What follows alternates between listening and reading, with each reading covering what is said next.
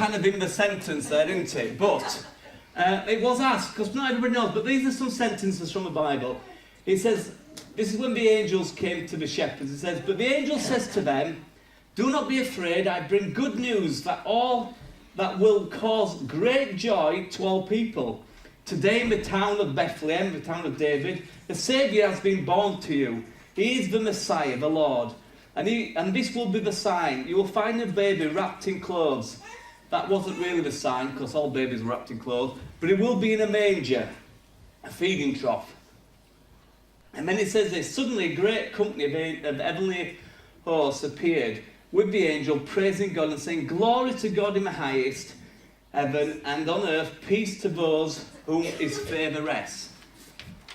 See, often people just think Christmas is about a baby being born, but to God it was more than that. It was God saying, I want peace with mankind, which to us really is irrelevant, but in those days, people understood that God was kind of upset about the stuff we were getting up to. So God sent Jesus as a mediator, the peace that will come between man and God. If you are taking notes this morning, if you want a title for this, you could put, the coming king. Now, it's interesting that the angels came to the shepherds. Now, in those days, shepherds were renowned like fishermen are today. You know, a fisherman catches something this big, when it were really that big. The shepherds exaggerate. The shepherds were known for lying. So it's interesting how the angels came to the shepherds and told them to go tell of the good news, go check out the baby and tell everybody. So we're telling a bunch of people who are known for lying to go tell everybody. But isn't that kind of true even today? That it's really hard to know who you can trust. We've just had a general election, and I'm not going to split the room in twos or threes on this one. But let's face it, there's been a lot of things said, said against what counter said, that were lies. There's been people saying one thing, then it were a lie, then the lie was proven to be a lie, then the proven lie was proved to be a lie, and we don't know where we stand. Who was speaking truth? Well, we don't know. I know one thing about politicians and solicitors. You always know when they're lying is when they're talking. Oh. Not always, but let's face it, some do. But we've heard lies, lies and more lies, but who's telling truth? You know, only time will tell who's been speaking the truth. And in those days, when the angel says to the shepherds, go check out the baby and tell people, it were only later on, 33 years later on or so, when Jesus was dying on a cross, where people would have believed the reports of the shepherds. But the interesting thing is that Jesus said that he was truth. There's a famous line that Jesus said when he was about 33, and he says this, I am the way, the truth and the life. No one comes to the Father except through me. Interesting statement, quite bold in fact. Jesus was saying there's no way to get to God unless you come through me. Yet, if you talk to people today, can that statement be trusted? Some say yes, some say no. And, you know, many people, even today, but back then, thought Jesus were a good teacher. They thought he were a wise man. They thought he were a good man. Not sure if he was God, though. That was the interesting question they were asking themselves. But it is interesting that even today, that most religions actually believe in Jesus. Most religions around the world believe in it. The only one really significantly that doesn't is Judaism, and that's because Jesus was a Jew and he came to them first, but they rejected him, and they're still waiting for the Messiah. And there is another group that really doesn't accept Jesus, and that's the Jedi Knights. They are classed as a religion now, because that many people put it on the census. Being a Jedi is now a religion. So if you want to go the Force, it's, you know, they don't accept Jesus, but then again, they are from a galaxy far, far away. They're not in our galaxy, but in another galaxy. But even atheists, it's interesting that even atheists believe in Jesus. Because anybody who does and I don't mean believe in Jesus as we do, but they believe there was a man called Jesus that came to the earth about 2,000 years ago that lived a good life and was crucified on the cross. Josephus, a Jewish historian who wrote for the Romans, actually documents there was somebody called Jesus. And he says that he went around doing miracles, doing good, teaching people, and that the Jewish people eventually killed him. So if all religions talk about Jesus, and actually atheisms talk about Jesus, can he be trusted? Many of the world's religions say that Jesus is actually a way to God. They acknowledge that. Even Islam is an interesting one. Believe that Jesus is a gatekeeper to paradise. It's an interesting thought, isn't it? So even they acknowledge Jesus, but most religions in the world actually say that Jesus is one of the ways to God. Yet Jesus himself says, I am the only way to God. Which kind of puts us in a dilemma. Because if Jesus was lying when he said that is the only way to God, that means all the other religions can't trust him as a way to God.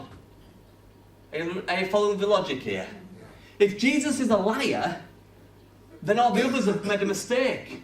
But if he was speaking the truth, then that should make us sit up and think. You know, I believe that Jesus is the only way because he said so. And that's really because I've reasoned it through. I'm not somebody who just jumps a little big leap of faith and runs out. I've reasoned it through that Jesus could have only been, the statements that he said, the things that he posed, it could have only been one of three things. It could have even been mad. Some of you are looking at me going, is me. A liar, or he was who he said he was. So was he mad? Well, the stuff that Jesus taught were not the words and sayings of a madman. In fact, parts of the Bible, we've built our laws upon in this nation and other nations around the world. The Sermon on the Mount is actually taken as one of the greatest moral standings for people in the world. So a madman wouldn't have said those things. So he probably wasn't mad. Was he a liar? Well, you know, that's an interesting one. People think he might have been. But if I was doing a con, and at the end of the con they were going to crucify me, I don't know if I'd have carried that one through. I'd have gone, you know what guys, you're right, I'm out of here. So if he wasn't mad and he wasn't a liar, then he must have been who he said he was when he said, I am the way, the truth and life. It is another statement that Jesus boldly said. He says, the thief, talking about the devil, comes to steal, kill and destroy. How many of us today have had things, and I don't mean property stolen from us, but people stolen from, things stolen from us, where things have been killed in our lives, and I don't mean people, but just situations where we've fallen out because of gossip, or we've said something, or somebody said something about us, and relationships have been destroyed, been hurt and been damaged. But then Jesus said this, I have come, this is the reason he came, I've come that you may have life, and life to the full. I always like this verse because I always imagine it being life to the Pepsi Max, to the top, to everything. The problem is that sometimes people they look at Christians and go, well, I don't think they're living life to the full. And I need to be honest with you, there are some Christians, believers in God, who are slightly crazy. They are. And they kind of give everybody else a bad name. But let's face it, just because there's one, well, I'll put it into politics again, just because there's one honest politician doesn't mean they all are. I'll reverse that one. But just because there's an odd weirdo, and that's one thing I like about God, you don't have to be perfect to come to him.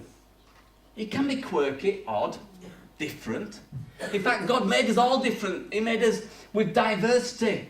He made us with a reason and a purpose. But he wants us to have life, and he don't mean just eternal life when we die and we go to heaven. Not that. He wants us just, not just when we get there, but life now here. I think that's exciting. Because some people think Christianity is really boring. And when you look at some people, they look really boring, so you assume God must be really boring. If you think Christianity is boring, take a look at Sam, he was a bass player, or me.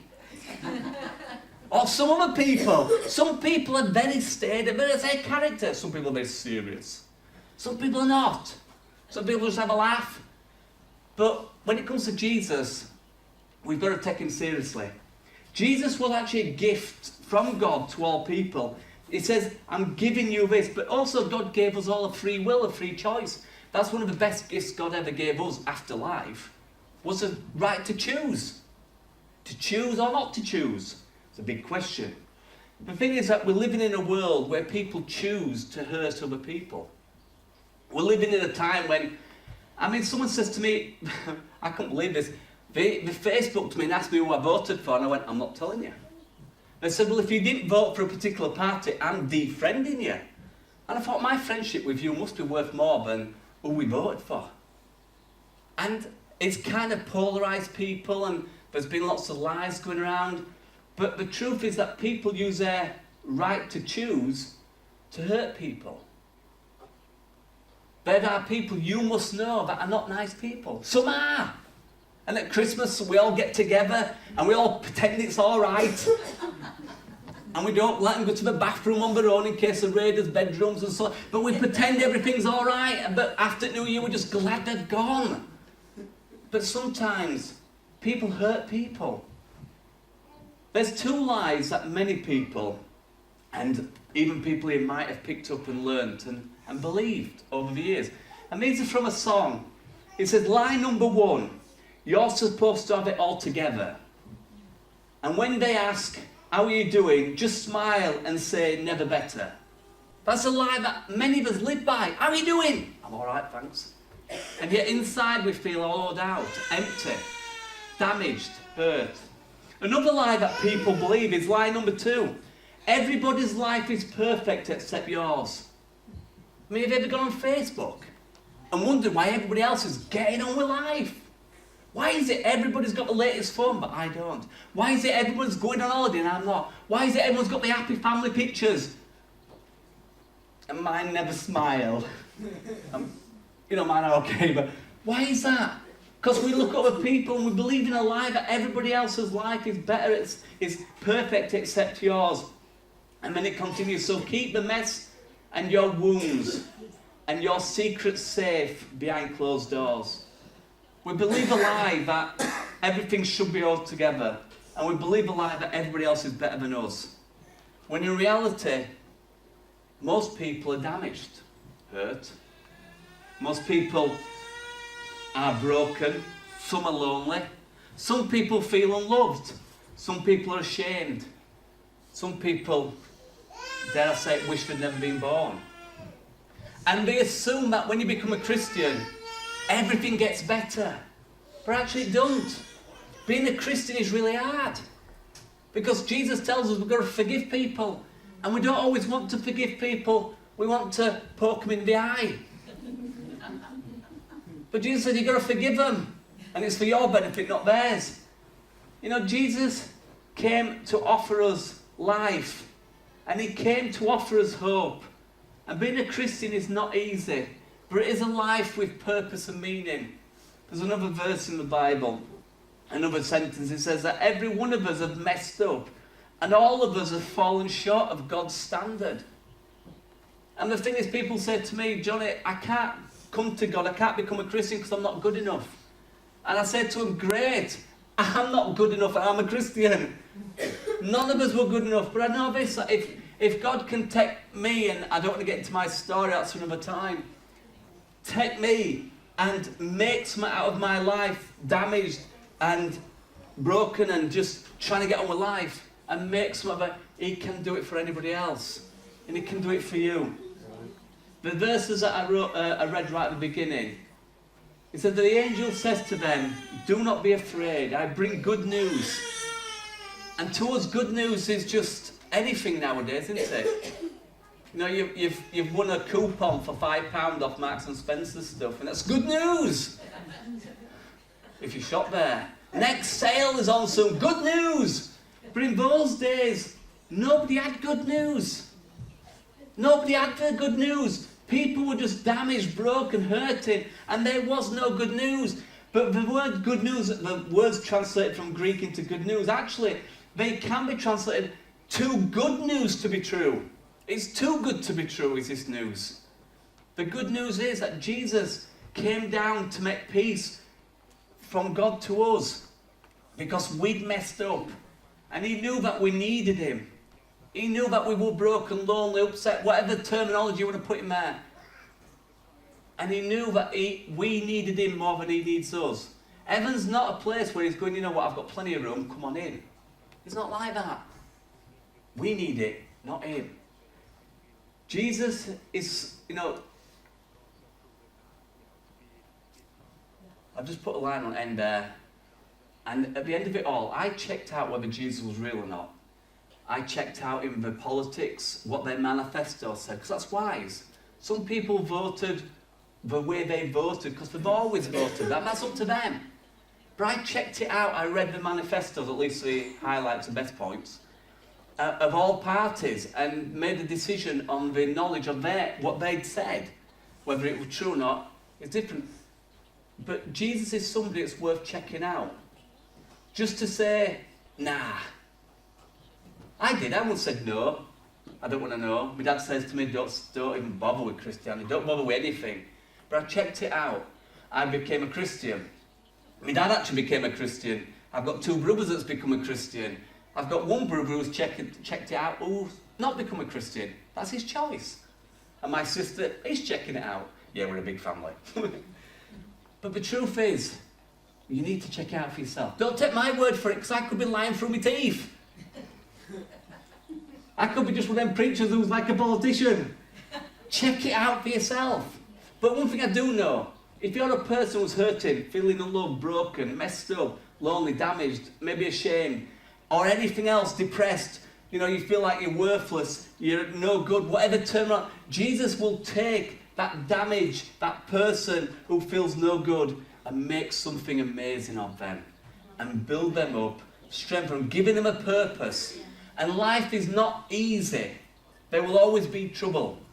Jesus isn't get me out of trouble free card, but he's somebody who says, I'll stand with you. I'll be there through a thick and thin. Not like some people, but I'll be there. And that's it, I finished. Good.